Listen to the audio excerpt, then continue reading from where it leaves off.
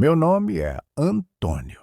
Sou um homem simples, de mãos calejadas, de poucas palavras, mas de muitos pensamentos. Durante quase 2 décadas, minha vida girou em torno de uma única pessoa, minha filha, Clara. Hoje, quero contar a vocês como foi ser pai dela, as noites que passei acordado, os medos que me perseguiram e a lição que aprendi quando ela, já adulta, me revelou algo que mudou tudo.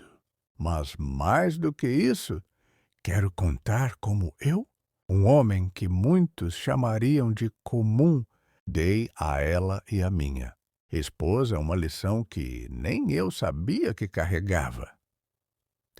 Quando Clara nasceu, eu tinha 25 anos.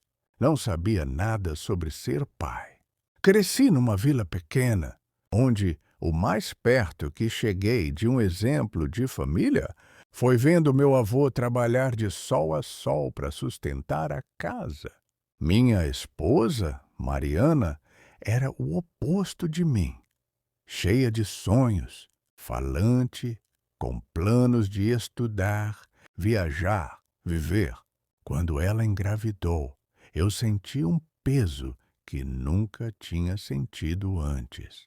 Não era só o medo de não dar conta das contas, do leite, das fraldas. Era o medo de não ser o suficiente para aquela menina que, desde o primeiro choro, já parecia maior que o mundo. Clara era um raio de luz. Mesmo pequena, ela tinha um jeito de olhar que parecia entender tudo. Eu trabalhava como pedreiro, às vezes como ajudante de mecânico, qualquer coisa que pagasse as contas. Mariana cuidava dela, mas eu via nos olhos dela uma inquietação. Ela queria mais, não para si, mas para Clara. E eu só queria que minha filha nunca sentisse fome, nunca sentisse frio, nunca sentisse medo. Mas, enquanto eu trabalhava, os pensamentos vinham. Será que eu era o pai que ela merecia? Será que um dia ela me olharia e diria: pai, você não foi o bastante? À noite, quando chegava em casa, eu sentava na beira da cama dela e ficava olhando enquanto ela dormia. Às vezes, ficava horas assim, pensando: e se eu falhar?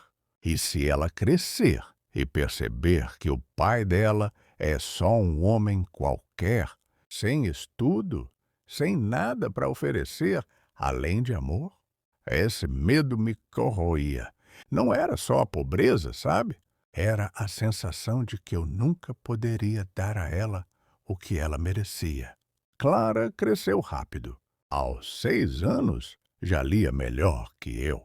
Aos 10, fazia perguntas que eu não sabia responder. Pai, por que o céu é azul? Pai, como funciona um motor? Eu ria, desconversava, mas no fundo sentia um aperto. Mariana sempre incentivou ela a estudar. Você vai ser mais que a gente, Clara, ela dizia. E eu concordava, mas com um nó na garganta. Porque, no fundo, eu pensava: e se ela for tão grande que não precise mais de mim? Quando Clara entrou no ensino médio, as coisas mudaram. Ela era brilhante. Ganhava prêmios na escola, participava de feiras de ciências, falava de coisas que eu nem entendia.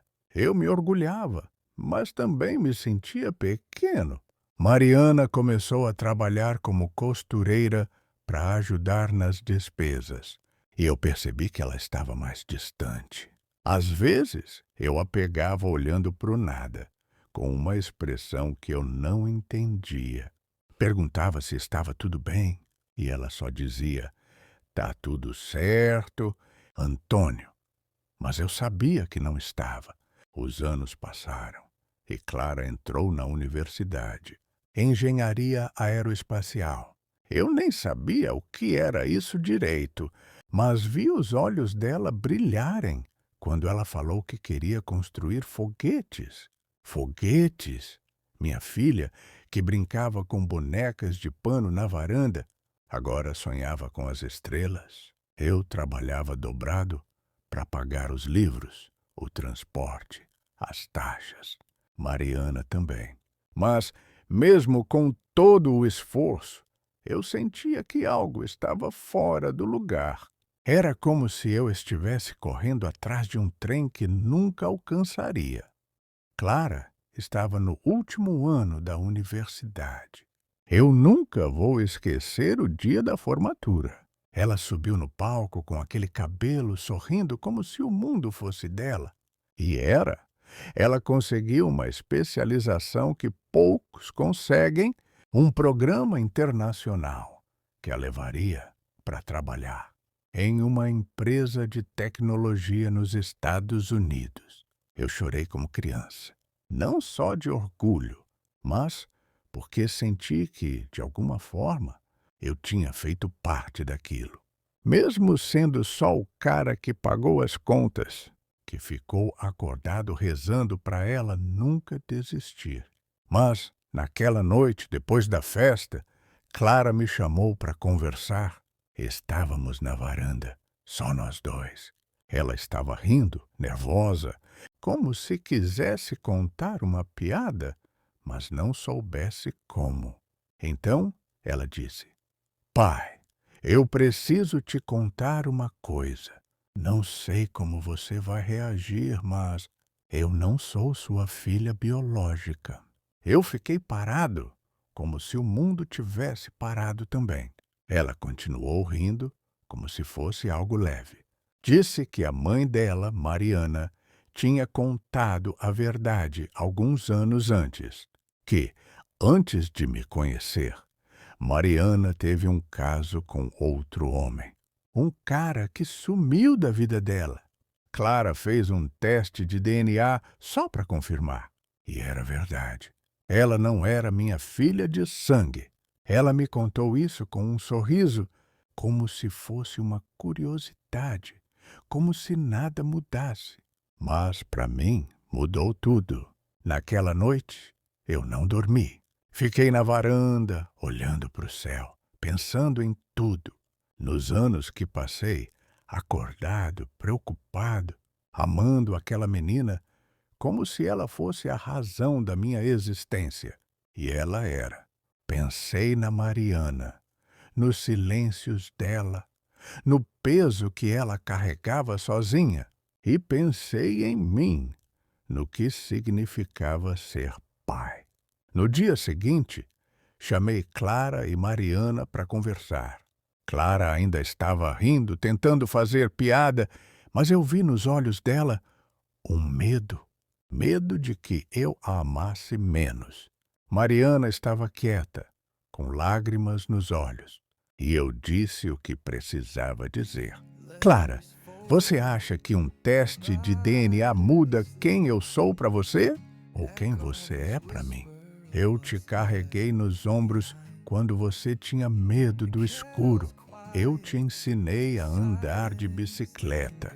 Eu chorei quando você ganhou seu primeiro prêmio na escola. Eu sou seu pai. Não porque um papel diz isso, mas porque eu escolhi ser. E escolho todo dia. Depois, olhei para Mariana. E você, Mariana, nunca me contou porque achou que isso me destruiria. Mas eu não sou tão fraco assim. Eu te amo e amo a família que a gente construiu. Isso é maior que qualquer segredo. Clara chorou. Mariana chorou. E eu, que nunca fui de chorar na frente dos outros, chorei também. Naquele momento, eu percebi que ser pai não é sobre sangue. É sobre estar lá, sobre escolher amar, mesmo quando o mundo te diz que você não é o suficiente. Hoje, Clara trabalha nos Estados Unidos, construindo seus foguetes. Ela me liga toda semana, me chama de pai, e eu sinto o mesmo orgulho de sempre. Mariana e eu estamos mais próximos agora, mais honestos. E eu aprendi que a maior lição que um homem simples como eu pode dar é essa: o amor não precisa de um teste, ele só precisa de você. Então, se você está ouvindo isso, saiba que ser pai ou mãe ou qualquer coisa para alguém não é sobre ser perfeito, é sobre estar lá, é sobre escolher. E, no fim, é isso que faz uma família, não o sangue, mas o coração. I keep the wanting.